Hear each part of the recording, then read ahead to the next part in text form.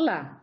Os jovens não são os mais atingidos pela Covid-19, mas são os mais vitimados por uma outra epidemia que graça no país: o desemprego. No segundo trimestre deste ano, enquanto o desemprego geral estava em pouco mais de 13%, entre os jovens, quase 30% estavam sem trabalho. Neste começo de novembro, o IPEA e a OIT apresentaram estudos que analisam as vulnerabilidades dos trabalhadores jovens e indicam caminhos para reduzir o problema. Nesta agenda, eu converso com Carlos Henrique Corseio, pesquisador do IPEA, um dos autores do dossiê. Carlos Henrique, muito obrigada pela sua presença aqui na Agenda Econômica. Eu que agradeço, Antônio. Prazer estar participando do programa. Explica um pouquinho para a gente por que esse trabalho que vocês fizeram é um trabalho de fôlego, né? Ele está aí no boletim de mercado de trabalho número 70 do IPEA. E o que acontece? Por que os jovens são os mais atingidos? E parece que são sempre os mais atingidos, né? Mesmo em condições, vamos dizer, boas do mercado de trabalho, o desemprego dos jovens já vem sendo sempre superior ao dos adultos, né? O jovem tem uma dificuldade, uma barreira muito forte de entrada no mercado de trabalho. E em tempos de maior dificuldade, de aumento de desemprego, sempre os jovens são mais atingidos. E nessa pandemia não foi diferente. A perda do emprego dos jovens foi bastante acentuada. Carlos, eu preparei até a partir dos dados da PNAD, do IBGE, que é a base dos números de vocês. A gente preparou uns gráficos para dar uma ilustrada, mostrar um pouco o que significa isso. Eu queria que você desse uma explicadinha dessa questão, porque ela realmente se mostra muito grande, né? A gente pegou aqui os dados, são dados de primeiro e segundo trimestre de cada ano desde 2012, passa por 2013, 15, eu peguei os números pares para simplificar aqui a ilustração, mas a gente percebe que em 2012, quando a gente teve um dos maiores índices de emprego no país, a gente tinha um total da população economicamente ativa de 7,9% de desempregados, mas a gente tinha 16,4% dos jovens, e aí jovens entre 18 e 24 anos. Né? E essa proporção aqui, ela meio que se manteve até a diferença entre os dois até 2014, mas a partir de 2014, com a crise, ela veio crescendo e crescendo muito. E a gente percebe que o emprego geral, o desemprego geral aumenta, mas o desemprego entre os jovens aumenta mais ainda. O que é que explica esse fenômeno? Exato. Esse gráfico é bem ilustrativo, Antônia, do que a gente estava conversando agora, né? Você vê que 2012 era um ano bom para a economia, o desemprego geral estava em níveis considerados baixos, né? E o dos jovens já apontava ali praticamente o dobro, até mais que o dobro, né? E, como você disse, veio uma crise, um período mais difícil em 2015 e 2017, acelera muito o desemprego dos jovens. As pessoas atribuem isso a uma maior exigência, né, que se faz em um período de crise, como foi 2015, 2016, ou agora como está se passando, por parte dos empresários ao contratar os trabalhadores, né? Muito se diz que a maior dificuldade de ingresso do jovem no mercado de trabalho se deve ao fato dele não conseguir mostrar uma experiência prévia, que sinaliza, né, para o potencial empregador dele o quanto que ele poderia vir a contribuir àquela empresa, né? E em períodos de maior dificuldade, de crise, os empregadores ficam ainda mais relutantes em contratar, esse nível de exigência aumenta, né? Então, pessoas até com maior qualificação, mais experiência, acabam tendo que ocupar postos que exigem até menor qualificação, né? E isso faz com que sobre ainda menos postos para que os jovens consigam ingressar no mercado de trabalho. Então, tem essa dificuldade maior em tempos de crise dos jovens ingressar no mercado de trabalho. E isso explica então, esse aumento do desemprego em relação aos adultos. Tá. Carlos Henrique, agora a gente teve aí nesse período de 2014, a gente começou a entrar na crise, de lá para cá foram adotadas várias medidas, como por exemplo a reforma trabalhista, mas isso não serviu para amenizar a situação crítica nem dos trabalhadores em geral e muito menos dos jovens. Essas medidas adotadas até agora não funcionaram. Em 2017 a gente teve a reforma trabalhista, né? E aí alguns pontos, inclusive importantes da reforma, foram questionados juridicamente, né? E algumas das incertezas geradas por esses questionamentos só foram ser resolvidas no Supremo um tempo depois. Então, acho que a gente ainda estava vivenciando um período de adaptação do mercado de trabalho a essas mudanças que vieram com a reforma, né? Ali em 2018, 2019, as coisas estavam mais ou menos clareando. E aí veio essa segunda crise, aí, a pandemia, que abateu no mercado de trabalho de uma forma muito intensa. E a expectativa era que algumas das medidas das reformas trabalhistas, que flexibilizaram, que facilitaram certos tipos de contratação, pudessem evitar impactos, né, de uma nova crise que fossem tão grandes sobre o desemprego, né? Principalmente aí o contrato em jornada parcial, que foi facilitado, e outras medidas como o contrato intermitente, mas infelizmente ainda não se viu isso, né? Ainda não foi detectado, né, se de fato houve uma melhora por conta dessas mudanças em relação ao mercado de trabalho. Carlos, eu vou pedir para você aproximar um pouquinho mais do seu microfone, porque o som ele realmente está um pouquinho baixo. Se a gente puder melhorar, eu agradeço.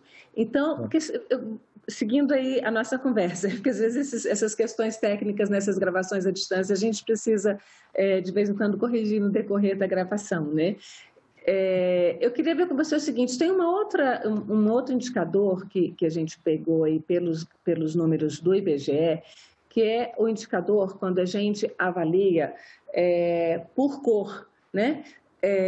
Pelos dados do IBGE, o IBGE levanta quando trabalha com cor, ele trabalha com a cor, os brasileiros de cor branca, os brasileiros pardos, que somos, a maioria somos nós mestiços todos, e os pretos. Né? E aí o IBGE trabalha com cor mesmo, já que a gente não tem mais aquele conceito de raça, né? Já foi banido da biologia. Eu queria que você explicasse um pouquinho, a gente percebe aqui, não é esse gráfico... Bom, mas já que a gente está com o gráfico por região, vamos falar então um pouquinho desse gráfico, dessa questão do desemprego por região entre os jovens, né? A gente percebe que ele meio que repete e é muito mais intenso no Nordeste, né? Como é que fica essa situação? Ele é bem intenso no Nordeste, isso reflete um pouco a incidência também do desemprego nas camadas sociais, os mais pobres sofrem bastante com o desemprego, né?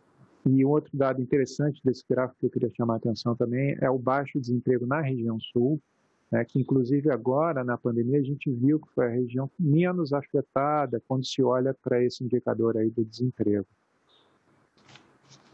Por quê, hein? O que é que explica isso?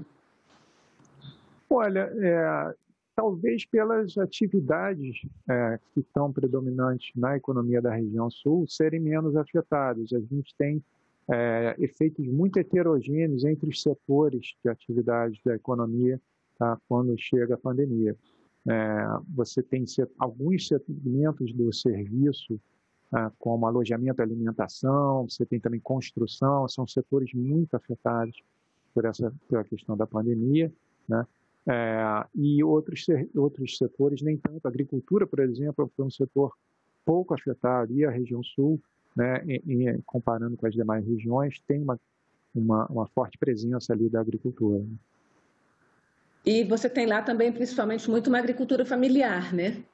Exato, uma agricultura familiar que não depende muito, né, de uma rede de abastecimento para alimentar grandes comércios, é uma coisa que tem uma influência mais local, né? Agora, na questão da região Nordeste, a que se deve, então, tem essa questão do tipo de economia, e o Nordeste é muito caracterizado por serviços, é isso, na área de turismo, principalmente? Tem uma parte da economia do Nordeste, o turismo realmente é importante, né? Você tem também questões relacionadas, como eu falei, a atividades que são desempenhadas geralmente por trabalhadores que vêm de camadas mais pobres, menos favorecidas. Eles geralmente estão no setor informal, né, em empregos informais, e os empregos informais foram muito afetados por essa crise, como geralmente ocorre nas crises, né? Os primeiros a perder emprego geralmente são aqueles que estão ocupando postos informais. tá? Porque você despedir um trabalhador informal, você não tem nenhum custo, enquanto que para você despedir um trabalhador no setor formal, você tem toda uma legislação que protege esse tipo de demissão com compensações. Você paga multas em cima, né, do saldo da FGTS, tem aviso prévio, esse tipo de coisa. Então, desse ponto de vista, a formalização, para o trabalhador, ela é muito melhor do que essa simplificação aí da carteira de trabalho, por exemplo, aquela carteira de trabalho verde e amarela que foi falada no começo do ano aí de 2020. Eu acho que o emprego formal, vamos dizer, a atratividade do emprego formal para a população em geral e para os jovens, principalmente, deve ter aumentado muito agora na crise, né? Porque teve uma série de medidas implementadas pelo governo, né, onde só se beneficiavam quem tinha acesso ao emprego formal. Por exemplo, eu destaco aqui o benefício emergencial produzido pela medida provisória 936, que depois foi convertida em lei, né? Era uma possibilidade de manter o emprego através de uma redução de jornada, acompanhada de uma redução proporcional de salário, onde o Estado, o governo, compensava uma parte da perda de renda do trabalhador. Mas isso funcionou, muita gente usufruiu desse programa, mas restrito ao setor formal. Então, uma série de medidas feitas pelo governo federal agora na pandemia foram medidas em que se viu a importância, se mostrou a importância de você estar conectado ao mercado de trabalho formal. Nesse sentido, uma coisa positiva daquela iniciativa da carteira verde e amarela era justamente tentar conectar mais a população com o segmento formal, né? Isso é uma medida importante para a gente ter nesse momento, né? Porque a gente tem muita gente saindo do mercado de trabalho, né? E você tem que tentar fazer o maior esforço possível para que as pessoas sejam reconectadas ao mercado de trabalho e, principalmente, a melhor segmento do mercado de trabalho, aquele que dá uma perspectiva mais interessante para o futuro, que é o setor formal. Agora, Carlos, quando a gente olha essa população sobre outro aspecto, por exemplo, o aspecto da cor, que o IBGE sempre trabalha também, e eu gostaria que você falasse um pouquinho sobre isso. A gente tem um outro gráfico para mostrar, e esse outro gráfico, ele nos mostra que a divergência, a diferença é tremenda quando se trata de cor, né? Os jovens brancos estão sempre mais empregados do que os jovens pardos, que somos a grande maioria dos brasileiros que somos mestiços, e sofrem muito menos ainda do que os jovens pretos, né?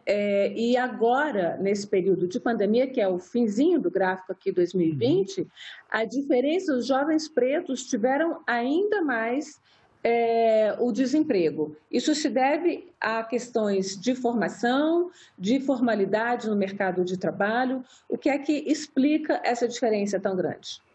Sim, esses dois elementos que você elencou são de fato bem importantes para explicar essas diferenças aí pela cor do indivíduo.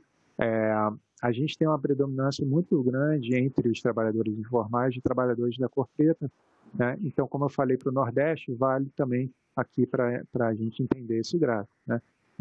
Os trabalhadores informais foram severamente afetados aí pela chegada da pandemia, houve um corte de emprego brutal no setor informal, e com isso os trabalhadores de cor preta acabam sendo mais atingidos pela pandemia, acabam indo mais para o desemprego, né? Mas, de fato, tem também a questão importante relativa para o outro lado, né, que é a dificuldade de se inserir no mercado de trabalho, porque eventualmente eles poderiam sair do emprego e conseguir se recolocar em outro emprego. Mas aí entra a questão que eu coloquei anteriormente, da dificuldade de se inserir, dado o maior nível de exigência na hora da contratação por parte dos empresários, né? E os jovens de cor preta, geralmente, eles têm uma formação, uma qualificação, em média, né? Não é na regra geral, obviamente, mas em média um pouco menor do que os de cor branca, né? E isso dificulta essa questão da colocação no mercado de trabalho, sim. Eu queria colocar que você falasse sobre uma outra questão que, quando eu li o estudo que vocês apresentaram, só para a gente indicar aqui para o telespectador, o boletim completo, o estudo completo está no site do IPEA, que é ipea.gov.br. No site do IPEA você vai na aba de boletins, de publicações, e lá você procura o boletim número 70 e você tem todos os dados detalhados, com muitos gráficos, bem mais ricos do que esses que a gente pode apresentar aqui pela questão do tempo. Eu queria que você abrisse um pouquinho isso aqui, que é a questão sexo. No boletim vocês avaliam que as mulheres jovens, negras, pretas, né, para usar a terminologia do IBGE, são ainda mais afetadas do que os homens jovens pretos. O que é que explica essa diferença aí? Porque a gente sabe que muitas vezes, que na maioria, quando a gente avalia o país como um todo, as mulheres têm, por faixa etária, uma maior escolaridade do que os homens. Sim, essa é uma questão interessante, porque o que acontece? A gente acabou de falar da questão da cor, né? Por outro lado, tem também uma questão aí entre mulheres e homens. As mulheres foram mais afetadas nessa pandemia, porque, em parte, também tinha a questão de ocupar postos informais, isso ainda, né, é uma realidade no Brasil, vem diminuindo, mas ainda é uma realidade. Mas e essa pandemia teve uma característica muito especial de manter as pessoas em casa e, principalmente no caso de mulheres com filhos, né, você tem também as pessoas, crianças ou jovens ainda na fase escolar, né, em casa, sem as aulas, né, sem atividade escolar presencial, pelo menos, né? E em alguns casos, isso acaba fazendo com que a mulher não volte ao mercado de trabalho, nem procure emprego, porque ela tem que estar ali cuidando do seu filho. Né? Não precisava ser ela, poderia ser o pai, mas o que acontece no Brasil, né, ainda é que as mulheres ainda têm essa carga maior, né, da ajuda em casa, dos cuidados domésticos, quando tem se tratando de filhos. Né? Então, isso é um elemento que é muito peculiar dessa pandemia, né? Que faz com que a mulher ainda fique um pouco mais afastada do mercado de trabalho do que em outros episódios aí de crise de aumento de desemprego. Agora, para a gente ter uma ideia, Carlos, qual é o tamanho desse exército de jovens desempregados que a gente tem, em termos de números de habitantes? Olha, Antônio, desculpa, esse número realmente eu não tenho de cabeça, eu teria que dar uma olhada. Certo, mas bom, eu vou, então, enquanto você estava procurando, e até fiz a pergunta, você estava falando, eu dei uma olhadinha aqui. Tem um número de 2019 que eu queria entender um pouquinho esse número, que fala, no próprio site do IPEA, fala que em 2019 o Brasil tinha 47,2 milhões de jovens de 15 a 29 anos e que eles representavam 28% da população economicamente ativa acima de 15 anos. E eles eram metade dos trabalhadores desocupados. Então, a gente está falando aí de milhões de pessoas, algo em torno de 20 milhões de pessoas? Pode ser por aí? Acho que menos, porque o total de desocupados, a gente está em mais ou menos 13 milhões, né? Então, eu diria que os jovens, a gente deve estar ali na casa de 6, 7 milhões. Mas aí a gente está falando de desocupados porque são aqueles que estavam procurando.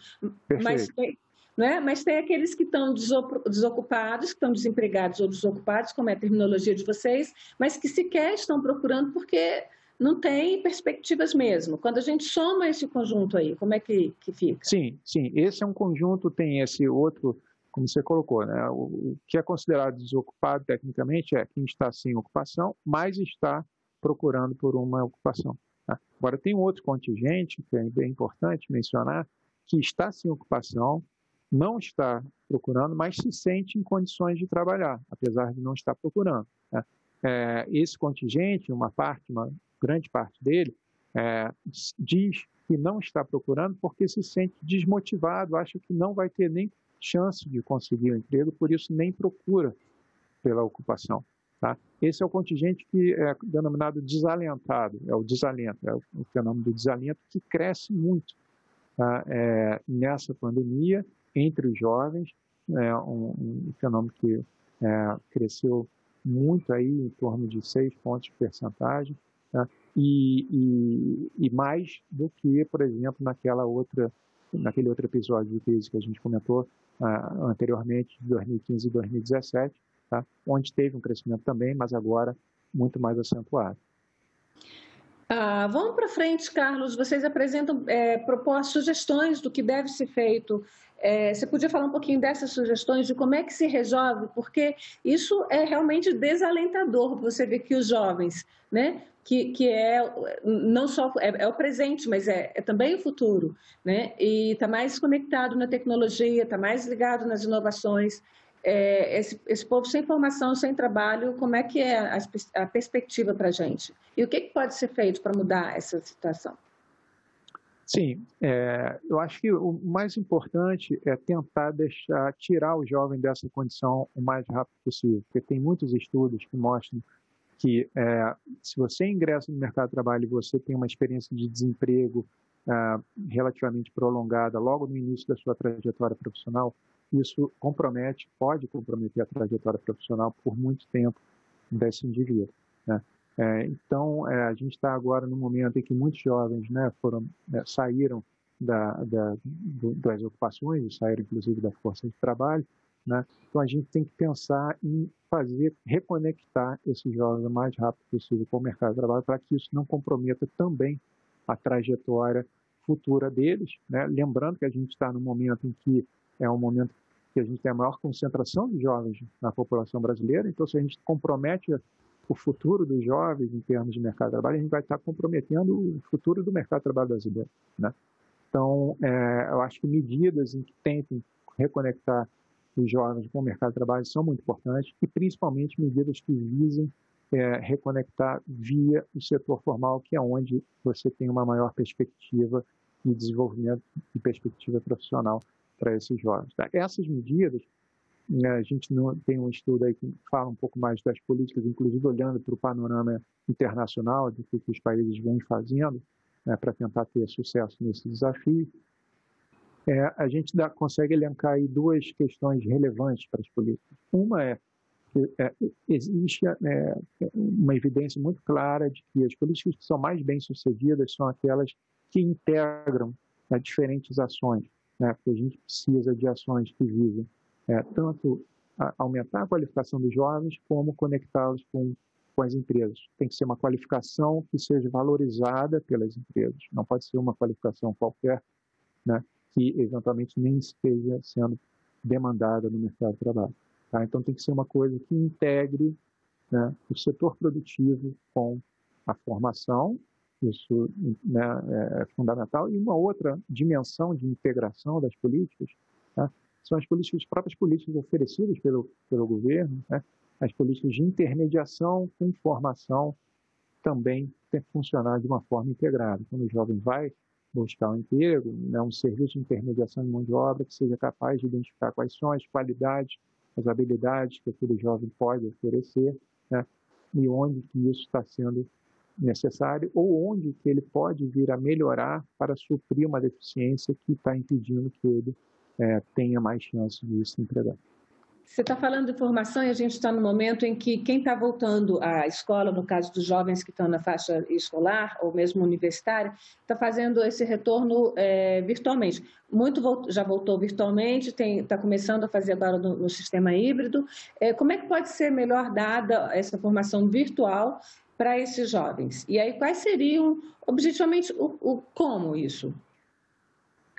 Isso é um grande desafio, porque, infelizmente, né, o acesso à internet e a equipamentos para fazer essa conexão, essa formação online, ainda não é universal, está longe de ser universalizado aqui no Brasil, né? Então, essa formação, migrar para uma formação digital, né, pode acentuar, na verdade, uma questão de desigualdade, de oportunidades e de acesso à formação e, posteriormente, acesso ao mercado de trabalho, né? Então, a gente tem que ter um esforço aí, tem que ter isso no radar, de que se a gente deixar aqueles jovens para trás, que já são os jovens mais desfavorecidos, né, a gente vai abrir aí uma distância, né, largar uma distância que o Brasil já é bastante desigual, né? A gente pode estar, se não tomar o devido cuidado, contribuindo para que essa desigualdade aumente ainda mais no futuro.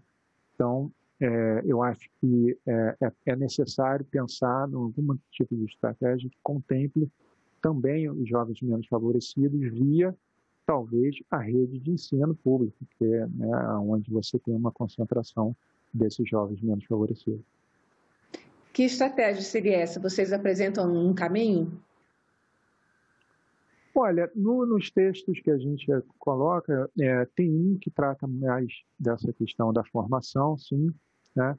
E aí a gente coloca essa questão de uma estratégia que seja a primeira que eu falei de integração de formação, né? Você pode fazer a parte teórica, por exemplo, nas escolas, né? Fazer uma parte teórica de formação na escola e combinar isso com uma formação prática nas empresas.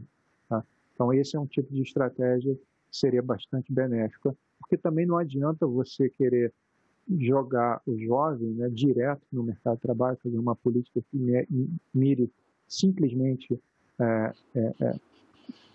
conectar esse jovem com uma empresa se ele não apresenta a devida qualificação, né? Principalmente, como eu falei, o grupo de jovens menos favorecidos seria um grupo que não conseguiria, né, ser atingido por uma política desse tipo. Então, é necessário combinar essas duas coisas, tá? E aí a gente pode combinar isso via, né, o sistema escolar e as firmas. Um incremento, então, do ensino público. Sim.